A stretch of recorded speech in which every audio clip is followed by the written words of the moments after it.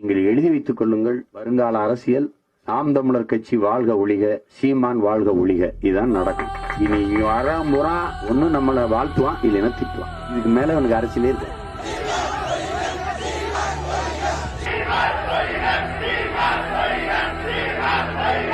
நாம எதை விரும்புகிறோம் என்றால், சீமான் வாழ்க ஒழிக என்ற கோஷம் ஒழியணும். சீமான் தனி மனிதன், அவன் இருப்பான், இருக்க மாட்டான். அவனை தலைமையேற்று அரசியல் செய்கிற அந்த முறை ஒழியணும். ஆனால் அவன் முன்வைக்கிற தத்துவத்தை தலைமையேற்று அரசியல் செய்கிற தூய அரசியல் முறை மலரணும். அதான் அரசியல். நான் இல்ல, நாளைக்கு இன்னொருத்த வருவான். ஆனால் என் தத்துவம், நாங்கள் முன்வைத்த நோக்கம், முழக்கம் அது சாகாது, அப்படியே இருக்கும். இது ஒரு தொடர் ஓட்டம்.